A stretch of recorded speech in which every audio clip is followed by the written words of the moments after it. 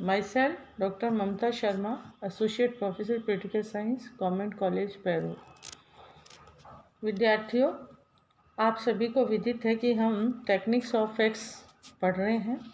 इसमें आज का हमारा जो टॉपिक है वो है ऑब्जर्वेशन। हमने पूर्व के वीडियो के अंतर्गत साक्षात्कार को देख लिया, उसी के अंतर्गत हमने क्वेश्चन को देखा, शेड्यूल को देखा। अब हम इसका जो अंतिम टॉपिक है, जो टेक्निक्स है, उसके अंतर्गत लास्ट टॉपिक है अपना अवलोकन, ऑब्जर्वेशन। किसी भी अनुसंधान में पिछले कुछ वर्षों में सामाजिक यथार्थ के अध्ययन में अवलोकन विधियों के प्रयोग में भारी वृद्धि हुई है। इनसे प्राप्त अनुभवों के आधार पर कहा जा सकता है कि अवलोकन द्वारा सामाजिक व्यवहार के न केवल क्षेत्रीय अध्ययनों के अपितु प्रयोगशाला परीक्षणों में भी विश्वसनीय तथा सैद्धांतिक रूप से तथ्य प्राप्त किए गए हैं। अवलोकन के प्रयोग के साथ साथ अवलोकन विधियों में भी परिष्करण हुआ है। सबसे पहले हम इसके अंतर्गत देखेंगे meaning and definition of observation, कि अवलोकन का क्या अर्थ है। अवलोकन शब्द अंग्रेजी शब्द ऑब्जर्वेशन का पर्याय है, जिसका अर्थ होता है देखना, अवलोकन करना, प्रेषण करना या निरीक्षण करना। किंतु सामाजिक अनुसंधान की एक व्यवस्थित पद्धति के रूप में अवलोकन का अपना एक पृथक ही अर्थ है। ऑक्सफोर्ड कॉन्साइज डिक्शनरी में अवलोकन की परिभाषा इस प्रकार की गई है कि प्रकृति में घटनाएं जिस रूप में घटती है, उनके कारण तथा प्रभावों तथा उनके पारस्परिक संबंधों को सही रूप में देखने तथा उनको प्रलेखित करने की विधि को अवलोकन कहते हैं। यहाँ पे हम साइमन्स की डेफिनेशन को भी यहाँ पे कोट करेंगे। साइमन ने लिखा है कि सहभागिक अवलोकन कोई विधि नहीं, अपितु कई विधियों तथा तकनीकों का एक संयोग है। C.A. मॉजर ने भी इस बात को स्वीकार किया है कि सही अर्थों में कानों तथा वाणी की अपेक्षा आँखों का प्रयोग ही अवलोकन कहलाता है। कहने का अभिप्राय यह है कि अवलोकन प्रविधि प्राथमिक सामग्री के संग्रहण की प्रत्यक्ष प्रविधि है और इसके द्वारा हम अवलोकन की प्रक्रिया को शुरू करते हैं। तत्पश्चात हम देखेंगे सामान्य देखना बनाम वैज्ञानिक अवलोकन। अवलोकन के अंतर्गत हम देखते हैं कि हम अपने आसपास होने वाली घटनाओं को निरंतर देखते हैं। जैसे सुबह होने पर हम अपनी खिड़की से यह देखते हैं कि सूरज उदय हुआ है या नहीं, कई बार वर्षा तो नहीं हो रही, कि हम कहीं मोटर तो नहीं चला रहे हैं, कहीं कोई बालक हमारी गाड़ी से कुचल न जाए। ये बहुत सारे इंस्टांसेस है जो कि अवलोकन को बताते हैं। इस प्रकार अनेक ऐसे उदाहरण दिए जा सकते हैं जो ये प्रकट करते हैं कि अवलोकन का क्या योगदान रहता है। इसके अंतर्गत निम्नलिखित विशेषताएं जुड़ जाती है। जैसे अवलोकन का एक विशिष्ट उद्देश्य हो, जब अवलोकन नियोजित तथा सुव्यवस्थित रूप में किया गया हो, जब अवलोकन की प्रामाणिकता तथा विश्वसनीयता पर आवश्यक नियंत्रण एवं प्रतिबंध लगाया गया हो।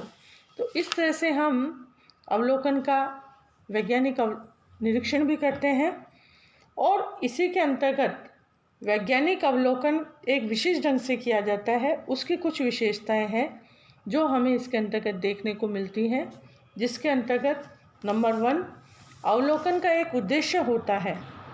अवलोकन का अर्थ सामान्य अनुभव प्राप्त करने के लिए केवल मात्र इधर उधर देखना नहीं होता, अपितु वैज्ञानिक अवलोकन सतर्कतापूर्ण निर्धारित उद्देश्यों को ध्यान में रखकर किया जाता है। चार्ल्स डार्विन ने एक स्थान पर लिखा था कि यह कितना अजीब है कि किसी भी व्यक्ति को सभी कुछ नहीं देखना चाहिए।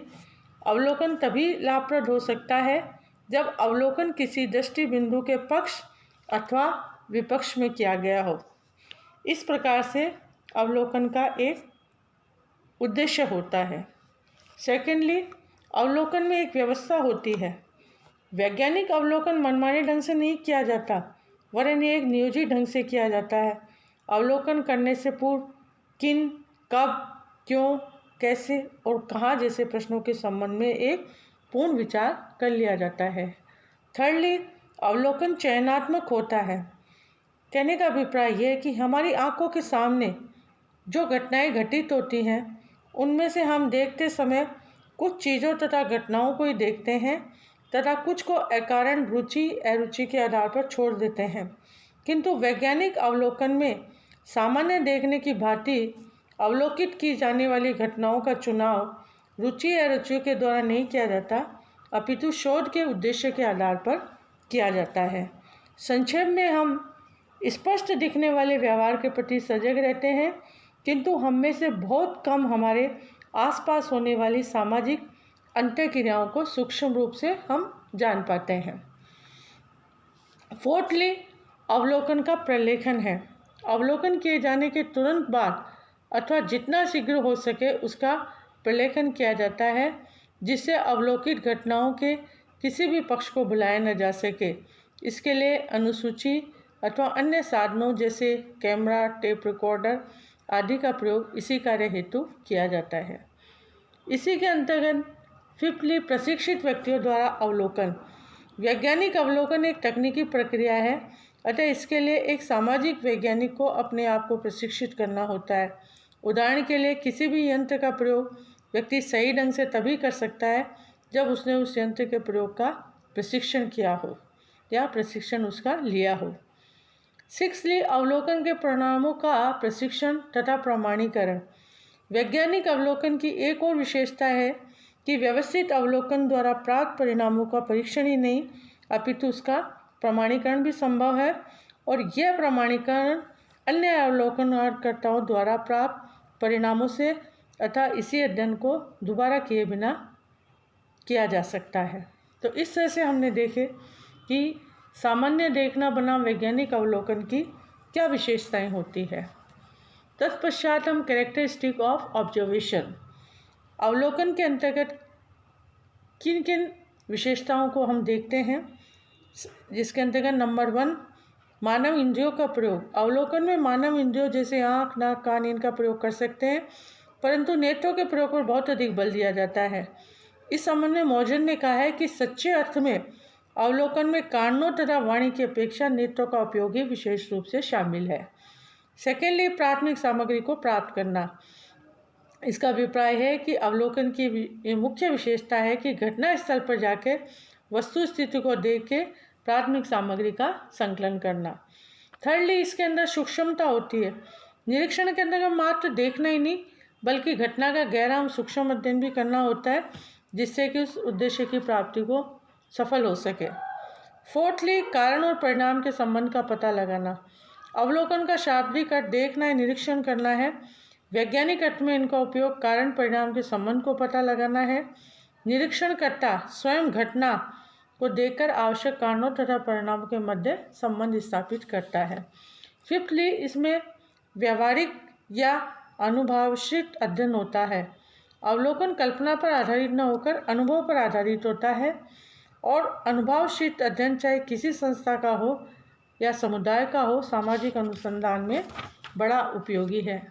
एंड लास्टली, इसके अंतर्गत निष्पक्षता होती है, चूँकि अध्ययनकर्ता स्वयं अपनी आंखों से घटना का निरीक्षण करता है और उसकी भली भांति जांच करता है। तो इस तरह से हमने अवलोकन की कुछ फीचर्स इसके अंतर्गत देखे। तत्पश्चात हम देखेंगे मेरिट्स ऑफ ऑब्जर्वेशन। अवलोकन के क्या क्या गुण हैं जिसके द्वारा हम अपना दृष्टिकोण बनाते हैं। इसके अंतर्गत हमने लिया सूचनादाताओं का अध्ययन करने का प्रत्यक्ष साधन। व्यक्तियों की दैनिक क्रियाओं का अवलोकन समाजशास्त्र को इस प्रकार के तथ्य प्रदान करने में सक्षम होता है कि जो कि वह किसी अन्य साधन द्वारा कठिनाई से ही विश्वसनीय रूप से प्राप्त कर सकता है। साक्षात्कार में व्यक्ति जो कुछ करते हैं उनके विषय में क्या सोचते हैं, क्या बताते हैं, लेकिन जो कुछ बताते हैं बस बहुत कुछ उनके वास्तविक व्यवहार से भिन्न होता है। यही नहीं, कई व्यक्ति अपने संबंध में सही सूचना देने योग्य होते हुए भी देना पसंद नहीं करते। ऐसी घटनाओं के अध्ययन के लिए अवलोकन सर्वाधिक उपयुक्त है। सेकेंडली, स्वाभाविक व्यवहार का वास्तविक अध्ययन। अवलोकन के द्वारा मानवीय व्यवहार का उनकी स्वाभाविक स्थिति में अध्ययन किया जाना संभव होता है, जो किसी भी अन्य विधि द्वारा नहीं किया जा सकता। विस्तृत जीवन इतिहास तथा गहन साक्षात्कार के द्वारा ही वह वास्तविकता नहीं आ पाती जो अवलोकन के द्वारा की जाती है। थर्डली, सूचनादाताओं की सूचना देने की योग्यता से स्वतंत्र। जब सूचनादाता सूचना देने के अयोग्य होते हैं अथवा अपर्याप्त सूचना देते हैं या दे पाते हैं तो ऐसी स्थिति में अवलोकन विधि की सही सूचनाओं को एकत्रित करने का एकमात्र साधन होता है। फोर्थली, सूचनादाताओं की सूचना देने की इच्छा से स्वतंत्र। सामाजिक शोध में कई बार ऐसे अवसर आते हैं जब अध्ययन किए जाने वाले व्यक्ति अथवा समूह सूचना देना नहीं चाहते। कई बार वे सूचना देना तो चाहते हैं किंतु उनके पास समय नहीं होता अथवा वे साक्षात्कार किया जाना पसंद नहीं करते या जो उनसे प्रश्न किए जाते हैं उनके पास नहीं होते। ये सभी स्थितियाँ अवलोकन विधि के प्रयोग पर बल देती है। फोर्थली, सूचनादाताओं की सूचना देने की इच्छा में स्वतंत्र। साक्षात्कार द्वारा प्राप्त सूचनाएं कभी कभी अविश्वसनीय होती है क्योंकि वे सूचनादाताओं की स्मरण शक्ति पर निर्भर करती है। कुछ विषयों पर याददाश्त की कमजोरी के कारण तथ्य गंभीर रूप से विकृत भी हो जाते हैं। ऐसी कभी अवलोकन विधि में नहीं होता क्योंकि अवलोकन घटनाओं की स्वाभाविक स्थिति में किए जाने के कारण इसमें कुछ भूल जाने की संभावना कम होती है। एंड लास्टली, घटनाओं का गहन अध्ययन संभव। अवलोकन विधि के द्वारा हम जटिल घटनाओं को भी गहराई से समझ सकते हैं और उनकी डीपली स्टडी इसके अंतर्गत की जाती है। तो इस तरह से हमने देखा कि ऑब्जर्वेशन के कई मेरिट फैक्टर्स इसके अंतर्गत होते हैं। तत्पश्चात हम देखेंगे कि अवलोकन विधि की क्या क्या सीमा है। इसकी भी कुछ लिमिटेशंस है जिसके आधार पर ये कार्य करता है क्योंकि अवलोकन विधि का सामाजिक अनुसंधान में अपना एक पृथक महत्व है। फिर भी इस विधि की कुछ सीमाएं हैं। मुकदमों में साक्ष्यों के द्वारा दिए गए एक दूसरे के पूर्णतः विरोधी बयान या अखबारों तथा पत्र पत्रिकाओं में एक ही घटना के संबंध में छपी हुई विज्ञप्ति कभी कभी आकस्मिक और उद्देश्यहीन किए गए प्रतिदिन के अवलोकन की कमियों को परिलक्षित करता है। अतः इसके अंतर्गत अवलोकन की कुछ सीमाओं को शामिल किया गया है। नंबर 1 कि सभी घटनाएं प्रेक्षण के लिए स्वतंत्र नहीं होती। कुछ इस प्रकार के सामाजिक संबंध तथा घटनाएं होती है जिनका अवलोकन प्राय निषेध होता है। इसी तरह नंबर 2 निश्चित समय व स्थान। कुछ घटनाएं इस प्रकार की होती है जिसका निश्चित समय व स्थान नहीं होता। थर्डली, कुछ घटनाओं का अवलोकन असंभव हो जाता है। अनेक बार सामाजिक अनुसंधान अमूर्त तथ्यों से संबंधित होते हैं और ये अमूर्त तथ्य व्यक्ति के विचार, भावनाएं आदि को व्यक्त करते हैं। इनका अवलोकन करना संभव नहीं होता। फोर्थली, पिछली बातों का अवलोकन संभव नहीं। ऐतिहासिक घटनाओं का अध्ययन भी अवलोकन विधि द्वारा संभव नहीं है। बीती हुई बातों अथवा पुरानी घटनाओं के संबंध में हमें दस्तावेजों के निरीक्षण के साथ साथ व्यक्तियों के कथनों पर यह जानते हुए कि उनकी याददाश्त संबंधी त्रुटि रह सकती है निर्भर रहना पड़ता है। इस तरह से हमने देखा कि अवलोकन की कई सीमाएं इसके अंतर्गत है और इसके अतिरिक्त अवलोकनकर्ता के स्वयं के आदर्श, मूल्य व विचारों का अध्ययन भी इसके अंतर्गत किया जाता है। तत्पश्चात हम देखेंगे टाइप्स ऑफ ऑब्जर्वेशन। अवलोकन के प्रकार। अवलोकन के प्रकारों में हमने अनियंत्रित अवलोकन, नियंत्रित अवलोकन, सामूहिक अवलोकन, सहभागी अवलोकन, अर्ध सहभागी अवलोकन और असहभागी अवलोकन को शामिल किया है। सबसे पहले हम देखेंगे अनकंट्रोल्ड ऑब्जर्वेशन। अनियंत्रित अवलोकन ऐसे अवलोकन को कहा जाता है जबकि उन व्यक्तियों पर जिनका कि हम अवलोकन कर रहे हैं अवलोकन करते समय किसी प्रकार का नियंत्रण न रहे। अनियंत्रित अवलोकन के अंतर्गत हम देखते हैं कि इस विधि में 2 गुणों का उल्लेख किया जाता है। ये प्राकल्पना की रचना में सहायता करती है और नंबर 2 इसके द्वारा घटना का गहन अध्ययन संभव है। इस संबंध में पीवी यंग ने लिखा है कि ऐसी बहुत कम जीवन की घटनाएं हैं जिनका नियंत्रित तथा अस्वाभाविक दशाओं में ठीक प्रकार से अध्ययन किया जा सकता है। अधिकांश घटनाओं की वास्तविकताओं को परखने के लिए घटना स्थल पर ही उनका अध्ययन सबसे उपयुक्त होता है। तत्पश्चात नियंत्रित, जिसे हम कंट्रोल्ड ऑब्जर्वेशन कहते हैं। जिस प्रकार सामाजिक विज्ञानों का शनै शनै विकास होता है उसी प्रकार सामाजिक अनुसंधान की प्रवृत्तियों का भी उत्तरोत्तर विकास होता गया है। नियंत्रित अवलोकन अनियंत्रित अवलोकन के विकसित स्वरूप के अतिरिक्त और कुछ भी नहीं है। वास्तव में अनियंत्रित अवलोकन के अनेक दोषों को दूर करने के लिए ही नियंत्रित अवलोकन का सूत्रपात हुआ है। इसके अंतर्गत कंट्रोल ओवर ऑब्जर्वेशन और कंट्रोल ओवर सोशल फिनोमेना को इसके अंतर्गत शामिल किया गया है। इसी के अंतर्गत अवलोकनकर्ता पर नियंत्रण रखा जाता है और सामाजिक घटनाओं पर भी पूर्णतः नियंत्रण इसके अंतर्गत किया जाता है। थर्डली है पार्टिसिपेंट ऑब्जर्वेशन, जिसे हम सहभागी अवलोकन कहते हैं। सहभागी अवलोकन शब्द का प्रयोग लिंडमैन ने 1924 में अपनी पुस्तक सोशल डिस्कवरी में किया था।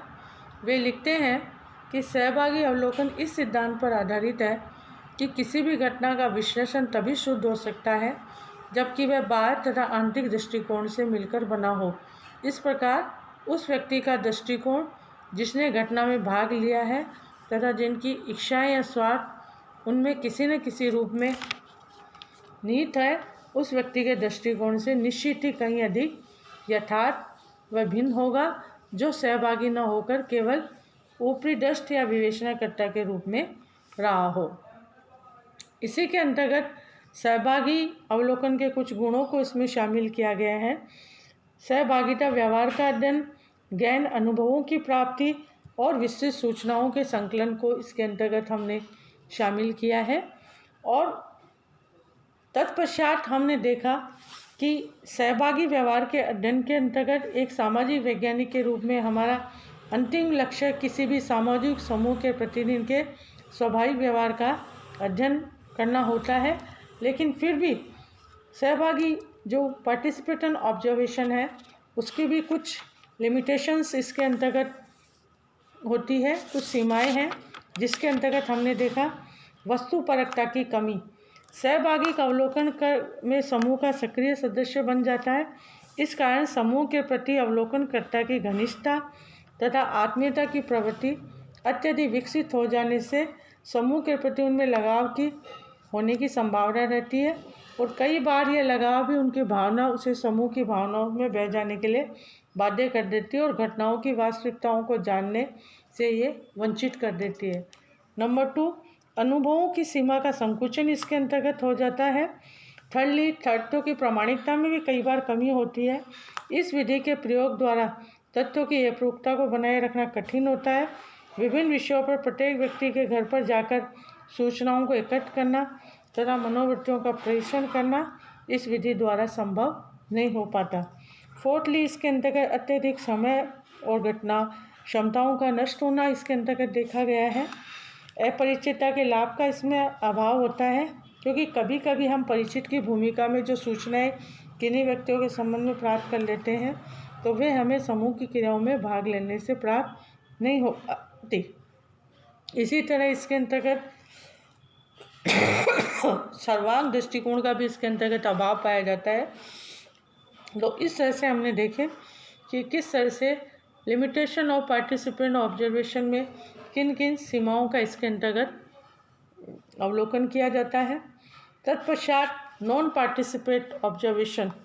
नॉन पार्टिसिपेट ऑब्जर्वेशन में सहभागी अवलोकन विधि की कमियों को दूर करने में असहभागी अवलोकन विधि सहायता करती है। असहभागी अवलोकन अनियंत्रित अवलोकन का एक प्रमुख स्वरूप है। इस प्रकार के अवलोकन में अवलोकनकर्ता समूह या समुदाय का जिसका कि उसे अध्ययन करना है अवलोकन एक तटस्थ दृष्टि और वैज्ञानिक भावना से करता है। अस्वाभाविक अवलोकन हम दो स्थितियों में करते हैं। स्वाभाविक स्थिति में अस्वाभाविक अवलोकन और प्रयोगात्मक स्थिति में भी असहभागी अवलोकन को किया जाता है। तत्पश्चात सेमी पार्टिसिपेंट ऑब्जर्वेशन। सेमी में वास्तव में पूर्णतः सहभागी अवलोकन कठिन रूप से ही संभव है। अवलोकन विधि के अनेक उदाहरण यह प्रकट करते हैं कि वास्तव में उनका स्थान सहभागी तथा असहभागी अवलोकन दोनों के बीच का होता है और सहभागी तथा असहभागी की इन दोनों सीमाओं के मध्य पाई जाने वाली विधि को ही अर्ध सहभागी अवलोकन विधि कहते हैं। And lastly collective observation. सामूहिक अवलोकन नियंत्रित और अनियंत्रित विधियों का एक मिश्रण है। इस प्रविधि में एक ही समस्या या सामाजिक घटना का अवलोकन कई अनुसंधानकर्ता द्वारा किया जाता है, जो कि उस सामाजिक घटना के विभिन्न पहलुओं के विशेषज्ञ होते हैं।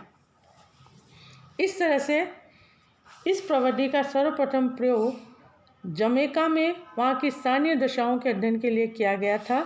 इसके लिए वहाँ प्रत्येक माह में सामूहिक जीवन के एक विशेष पहलू का अध्ययन किया जाता था। इसके लिए विभिन्न अवलोकनकर्ताओं को जिलों के आंकड़ों में एकत्रित करने के लिए भेजा जाता था। इसके बाद सभी आंकड़े केंद्रीय कार्यालय को भेज दिए जाते थे। इस तरह से हमने देखा कि आंकड़ों के संकलन करने के अंतर्गत क्वेश्चनियर, प्रश्नावली, आपके साक्षात्कार और अवलोकन का क्या रोल है। ये एक इम्पॉर्टेंट टॉपिक है रिसर्च मेथोडोलॉजी के लिए। जब भी आप एमए के बाद पीएचडी करेंगे तो इन टैक्टिक्स को ध्यान में रखना पड़ेगा और इसी के अनुसार अपना अनुसंधान का कार्य बढ़ेगा। आज के वीडियो में हम इतना ही। नेक्स्ट वीडियो में हम रिसर्च मेथोडोलॉजी के नेक्स्ट टॉपिक